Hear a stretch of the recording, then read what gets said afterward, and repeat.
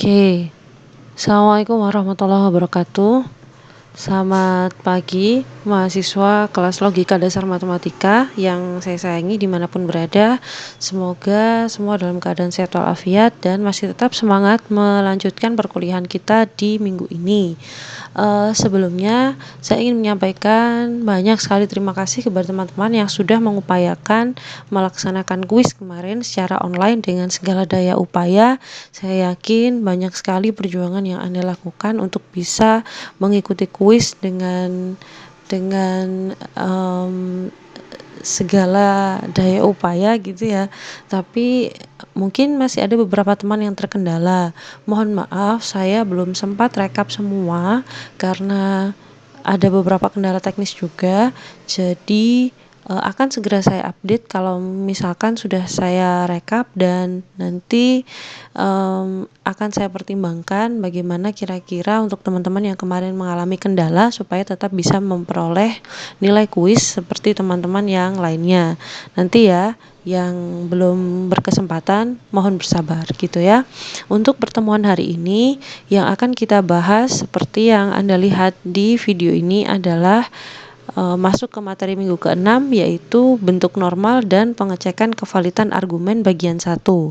Jadi sebenarnya materi utamanya adalah pengecekan kevalitan argumen. Nah, pengecekan kevalitan argumen itu ada beberapa macam atau ada beberapa teknik.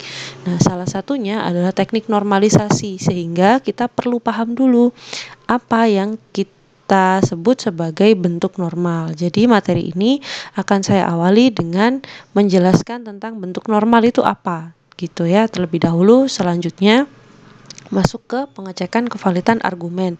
Saya tambahkan tulisan bagian 1 karena memang tidak akan mungkin cukup kita laksanakan atau kita jelaskan dalam satu pertemuan, biasanya normalnya. Jadi ini biasanya saya pecah menjadi 2 pertemuan, sehingga ini akan masuk menjadi materi ke minggu ke-6 dan minggu ke-7 gitu ya. Mohon disimak dengan baik-baik karena di sini nanti akan jauh lebih memerlukan ketelitian dan agak panjang.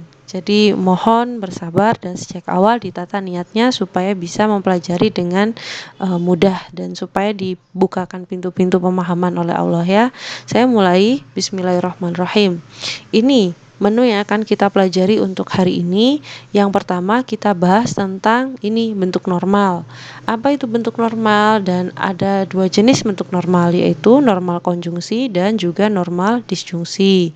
Selanjutnya nanti kita akan belajar tentang kevalitan argumen. Apa itu argumen valid, itu yang seperti apa gitu. Jadi kalau kita berpendapat itu yang dikatakan valid seperti apa. Jadi sebenarnya ini kalau Anda mungkin dulu pernah ikut tes apa ya, tes kalau sekarang menyebutnya TPS, tes potensi skolastik, atau kalau orang dulu menyebutnya ya tes IQ atau tes tes skolastik ya. Itu maka Anda dulu mungkin akan pernah ketemu soal yang tipenya itu misalkan jika Andi sehat maka Andi bla bla bla. Jika Andi sehat maka Andi berlari, jika Andi berlari maka Andi akan bertemu kawannya, maka kesimpulannya adalah, nah kayak gitu-gitu. Itu yang akan sebenarnya kita bahas hari ini, bagaimana sebenarnya kita menarik kesimpulan yang benar dari argumen-argumen yang ada gitu. Jadi kesimpulan itu dikatakan valid ketika apa? Nah, itu yang nanti akan kita pelajari hari ini gitu. Nah, untuk membuktikan kevalidan suatu argumen itu kita punya 2 metode yang sangat mendasar dalam matematik. Jadi ini adalah basic dan Anda nanti akan pelajari ini sebagai bekal untuk melakukan pembuktian di semester-semester depan. Jadi ketika kita membuktikan kevalidan argumen, ada 2 metode yang bisa kita gunakan, yaitu via pembuktian langsung atau bisa juga dengan pembuktian tidak langsung. Nah, pembuktian tidak langsung ini nanti akan kita bagi 2, yaitu dengan menggunakan kontraposisi atau menggunakan kontradiksi. Pasti Anda sudah tidak asing kan dengan istilah kontraposisi dan istilah kontradiksi gitu ya. Kontraposisi itu Anda ketemu di pertemuan keempat. Kontraposisi itu kalau ada implikasi kemudian tukar tempat dan dinegasikan. Nah, itu kontraposisi. Nanti kita akan gunakan bentuk itu untuk mengecek kevalidan argumen. Kemudian Anda juga pernah mendengar istilah kontradiksi. Nah, kontradiksi itu apa? Kalau di pertemuan ketiga, 4 atau 3 ya, sorry, saya lupa. Itu artinya adalah argumen yang kesimpulan akhirnya semuanya salah. Nah, Anda nanti akan gunakan teknik ini untuk membuktikan kevalidan argumen. Selanjutnya, kalau tadi kan metode ya, kalau ini tekniknya. Yang digunakan atau alatnya untuk mengecek kevalidan argumen itu ada 3. Ada cara normalisasi, bisa menggunakan normalisasi, bisa menggunakan tabel kebenaran, bisa juga menggunakan aturan inferensi. Nah, di sini ini nanti akan kita pakai yang mungkin pernah bertanya, Bu, tabel saya di buku saya kok ada tabel-tabel hukum-hukum ya, itu digunakan untuk apa? Ini nak, digunakan sekarang ini, mulai sekarang ini sampai nanti ke belakang gitu ya. Jadi nanti ini, dan untuk pertemuan hari ini mungkin yang akan saya bahas tentang normalisasi dulu. Jadi kalau untuk teknik, jadi kita nanti belajar bentuk normal dan juga teknik normalisasi, kemudian 2 teknik yang sisanya di pertemuan ke-7 gitu ya, kira-kira seperti itu menu kita hari ini. Saya langsung masuk ke definisi ya. Yang pertama adalah bentuk normal dari proposisi. Apa itu bentuk normal gitu ya. Nah, kalau yang selama ini kita ketemui itu namanya bentuk umum. Ada yang namanya bentuk normal. Nah, perbedaannya ini, kalau dia bentuk umum, maka formulanya atau proposisi majemuknya dia bisa menggunakan semua operator yang kita punya. Jadi konjungsi, disjungsi, implikasi maupun biimplikasi. Negasi otomatis ya. Jadi operator kita ada 4, negasi itu ya ikut aja gitu ya. Normalnya ini karena ada 4 operator memang. Tapi pada bentuk normal dia hanya akan menggunakan operator konjungsi dan disjungsi gitu. Kalau negasi mah boleh aja tetap ikut gitu ya. Jadi operatornya konjungsi dan disjungsi. Kenapa Bu kok hanya konjungsi dan disjungsi? Karena menurut tatanan operasi, konjungsi dan disjungsi itu adalah 2 operator yang paling basic dalam logika. Jadi dia yang paling dasar lah kasarnya, paling sederhana. Nah, nanti ketika kita membuktikan argumen itu kita akan menyederhanakan. Nah, sehingga kita hanya akan pakai argumen operator yang paling sederhana saja, yaitu si konjungsi dan disjungsi. Jadi diingat bahwa kalau bentuk normal itu sudah tidak akan ada lagi implikasi maupun biimplikasi. Yang ada itu adalah konjungsi atau disjungsi ya. Kalau negasi tetap boleh muncul. Kemudian terdapat 2 jenis bentuk normal dari proposisi. Ada normal konjungsi dan ada normal disjungsi. Normal konjungsi itu artinya ketika kita punya pernyataan proposisi yang majemuk gitu ya, proposisi yang majemuk, maka penghubung-penghubung utamanya ini adalah konjungsi. Jadi ini formula gitu. Penghubung utamanya adalah konjungsi sesuai namanya.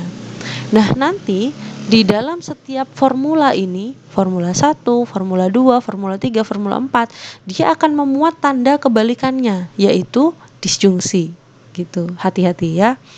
Nah, kebalikannya kalau normal disjungsi, si penghubung utamanya adalah disjungsi.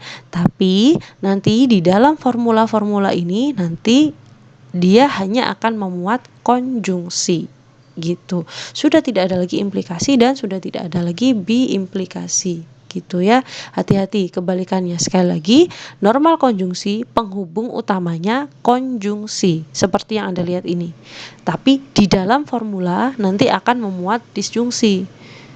Nah, kalau normal disjungsi kebalikannya, penghubung utama disjungsi. Sedangkan di dalam formula nanti akan memuat konjungsi. Jadi kebalikan gitu ya. Keywordnya menjadi penghubung utama. Disjungsi ya, penghubung utama. Oke, ini dulu. Nah, ciri kalimat yang sudah berbentuk normal atau ciri proposisi yang sudah normal, ini bukan kalimat ya, formula atau proposisi lah. Yang pertama, dia sudah tidak terdapat operator implikasi maupun biimplikasi. Jelas ya, karena memang harus disederhanakan gitu. Kalau masih memuat gimana Bu? Kita ubah gitu. Mengubahnya gimana Bu? Pakai tabel yang Anda lihat di buku, ketemu di buku, atau Anda bisa menyiapkan tabel yang sudah saya kasih ke Anda di pertemuan keempat. Silahkan mengecek pertemuan keempat. Slide keberapa itu akan ada beberapa hukum-hukum yang saya tulis di sana. Itu modal kita, gitu ya. Modal untuk mengubah implikasi dan biimplikasi ini menjadi disjungsi dan konjungsi. Kemudian simbol negasi ada di depan masing-masing atom, bukan di depan formula. Jadi negasinya itu sudah terletak di depan atom kalau ada loh ya, nggak harus ada negasi, tapi kalau ada dia di depan masing-masing atom, bukan di depan formula gitu. Jadi sudah masuk ke single proposition. Kemudian tidak ada kurung ganda dalam satu baris. Biar saya jelaskan dengan menggunakan contoh. Saya ambilkan contoh ini dari bukunya Pak Muniri. Nah, karena Anda nggak punya, maka saya ketikkan satu persatu ini nak. Jadi saya tipe orang yang mungkin agak ini ya, agak perfeksionis urusan begini. Jadi saya tidak suka hanya screen capture atau apa di scan atau apa gitu. Saya kok lebih marem kalau misalkan saya bikin semua detail satu persatu, saya ketikkan satu persatu untuk Anda ya. Semoga tiap hurufnya akan menjadi jariah untuk saya. Terus ini misal ubahlah formula bla bla bla ini ke dalam bentuk normal disjungsi. Ya, bisa kita lihat bahwa ini memang belum normal. Kenapa dikatakan belum normal? Karena masih memuat implikasi. Oke, yang pertama, untuk mengganti atau untuk membuatnya menjadi bentuk normal, maka kita akan mencari bentuk ekuivalennya. Ingat, ini tanda maknanya ekuivalen. Boleh pakai garis 3 atau boleh pakai panah yang dua arah seperti biimplikasi, boleh juga ya. Supaya tidak rancu, mungkin saya lebih senang menggunakan yang garis 3 ini ya. Kemudian yang pertama akan kita ganti supaya implikasinya ini hilang. Bagaimana supaya implikasinya hilang? Kita cari bentuk lain yang sama maknanya atau sama nilainya tapi tidak mengubah bentuknya, tidak mengubah maknanya gitu. Anda pernah juga kan ngitung misalkan Anda punya suatu lingkaran, jari-jarinya 10, tentukan luasnya misalkan. Nah kan Anda biasanya kan kita menggunakan pi r kuadrat. Biasanya kita menggunakan 22/7. Tetapi kalau R-nya 10 menggunakan 22/7 kan tidak ideal gitu, tidak menyenangkan. Sehingga kita ganti dengan bentuk lain yang nilainya tetap sama, tapi tidak mengubah nilainya. Tidak hanya berubah bentuk tapi tidak mengubah nilai gitu. Jadi kita 22/7-nya kita ganti dengan 3,14 kan gitu ya, 3,14. Nanti kali 10 jadi menyenangkan hasilnya, lebih mudah gitu. Nah, ini juga demikian. Bentuk implikasi ini kita ganti ke bentuk lain. Nah, Anda bisa cek di pertemuan keempat. Di materi pertemuan keempat bahwa bentuk implikasi P maka Q itu sama dengan atau ekuivalen dengan negasi P atau Q. Jadi ibaratnya ini saya anggap bentuk yang depan, ini kan yang belakang. P maka Q ekuivalen dengan negasi P maka negasi P atau Q. Anda sekarang mulai bisa lihat catatannya ya. Saya tidak akan buka kembali slide-nya supaya tidak membingungkan. Anda sendiri yang harus mengecek slide Anda sendiri. Lebih bagus lagi kalau materi yang dari saya itu PDF-nya silakan di print. Jadi kalau belajar enak sambil lihat gitu ya. Jadi saya ulang, bentuk implikasi P maka Q itu ekuivalen dengan negasi P atau Q. Nah, kita adopsi hukum tersebut. Jadi yang depan, ini yang belakang, ekuivalen dengan negasi dari apa yang di depan atau belakang. Jadi disjungsi belakang. Jadi yang berubah adalah Yang depan ini akan kita kenakan negasi, kemudian implikasinya sekarang sudah berubah menjadi disjungsi. Kita sebut ini sebagai hukum implikasi. Jadi keterangannya ditulis di kanan untuk menjelaskan kenapa proses ini bisa dari sini berubah ke sini. Dia adalah hukum implikasi. Kemudian kita cek ke bawahnya. Nah, kita cek yang ini sekarang. Ini kan apakah ini sudah normal? Anda bisa lihat bahwa masih ada negasi yang terletak di depan formula. Padahal syaratnya, nah ini, simbol negasi ada di depan masing-masing atom, bukan di depan formula. Ini kan masih di depan formula. Nah, berarti harus dimasukkan ke dalam atom. Kita pakai hukum yang lain ini. Kalau Anda lihat, ada yang namanya hukum De Morgan. Nanti silahkan dilihat di tabelnya. Hukum De Morgan mengatakan bahwa untuk negasi dari disjungsi itu tinggal kita masukkan ke masing-masing proposisi, cuman tanda disjungsinya dia berbalik arah menjadi konjungsi. Maka di sini menjadi negasi P dan negasi dari negasi Q. Yang belakang tetap. Dari baris pertama ke baris kedua ini perubahannya menggunakan hukum De Morgan. Jadi saya tulis di sini hukum De Morgannya. Selanjutnya dari sini ke sini kita bereskan. Ini negasi P dan negasi Q itu adalah hukum negasi ganda. Kemudian yang disjungsi R tetap. Sudah sampai sini Anda bisa melihat bahwa satu, sudah tidak terdapat operator implikasi maupun biimplikasi. Ini sudah nggak ada ya. Yang kedua, simbol negasi di depan masing-masing atom, bukan di depan formula. Nah, ini kan negasinya sudah di depan atom, bukan di depan formula gitu. Terus tidak ada kurung ganda dalam satu baris. Kurung ganda itu yang gimana, Bu? Ini loh, kurung double. Nah, berjajar dempetan. Gak ada kurung yang seperti ini, yang double yang belum diselesaikan tuh nggak ada gitu. Yang ini kan sudah selesai semua, sudah beres. Nah, maka ini bisa kita lihat, kita cek sambil cek pakai definisi ya. Ini tadi kan kalau normal disjungsi, penghubung utamanya disjungsi, sedangkan di dalam formula dia memuat konjungsi. Kita lihat. Nah, ini tadi. Penghubung utama ada di sini. Penghubung utama ini menggantikan si ini tadi implikasi. Penghubung utamanya ada di sini, sudah disjungsi. Dan di dalam formula ini kan formula 1, ini formula kedua berarti. Di dalam formula 1 dia memuat konjungsi. Berarti bisa kita simpulkan bahwa ini dia sudah normal dengan kategori disebut sebagai normal disjungsi gitu ya. Nah, sampai sini kalau masih belum paham silakan diulangi kembali penjelasannya ya. Contoh kedua, nah masih bisa dilihat. Saya ambilkan dari buku Pak Muniri juga nih. Yang diminta adalah mengubah proposisi bla bla bla ke dalam bentuk normal konjungsi. Nah, jelas ya ini ya. Coba dilihat. Jelas belum normal. Malah ada dua implikasinya. Bagaimana, Bu? Tidak masalah. Kita kerjakan satu persatu ya.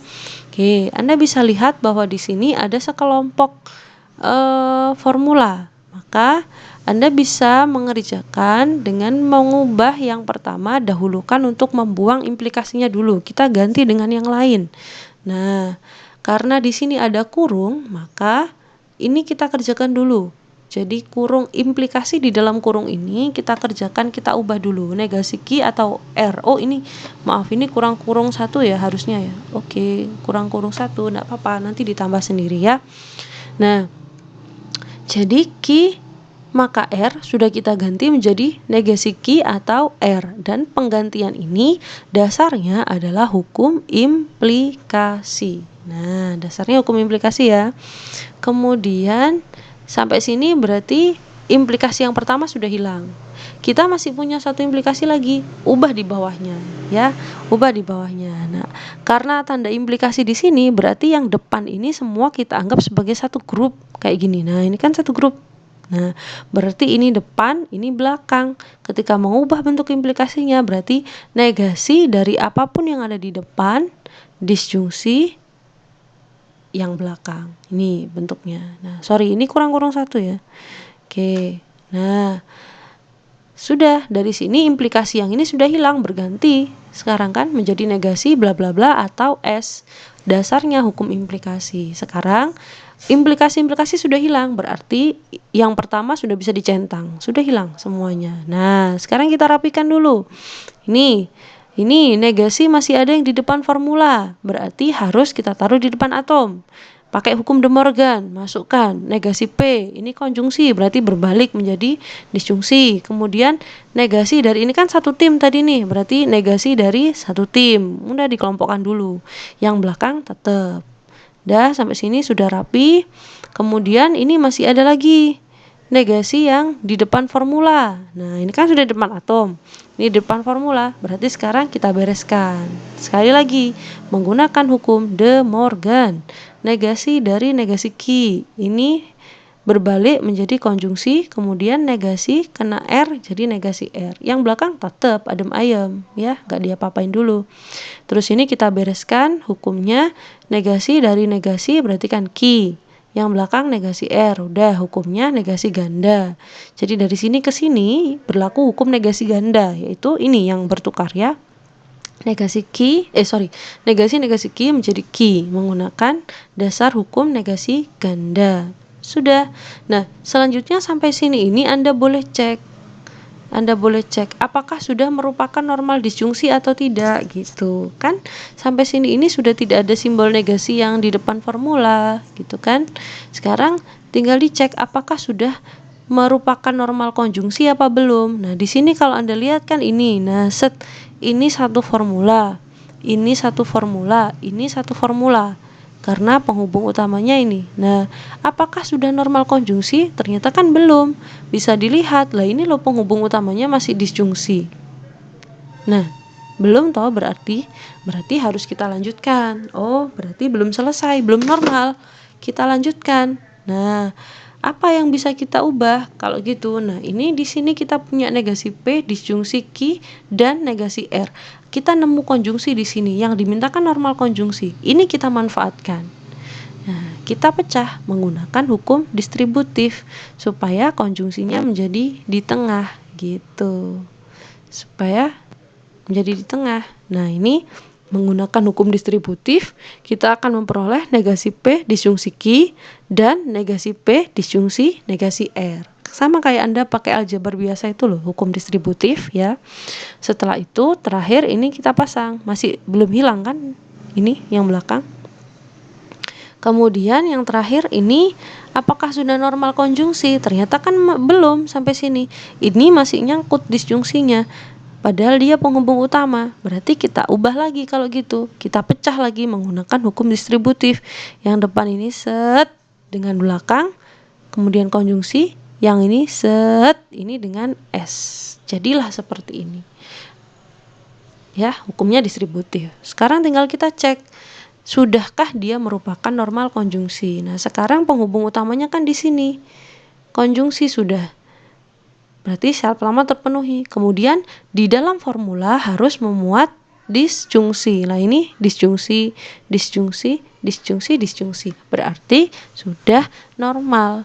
Sehingga bentuk normal konjungsi dari formula ini adalah ini semua gitu. Sudah normal bentuknya, sudah normal. Jadi sudah dalam kondisi bentuk yang paling sederhana dan dalam level yang paling rendah gitu. Jadi itu untuk yang bentuk normal dari proposisi. Silakan dipelajari dulu. Selanjutnya untuk pengecekan kevalidan argumen di video yang selanjutnya gitu ya. Oke. Saya lanjutkan di video berikutnya ya.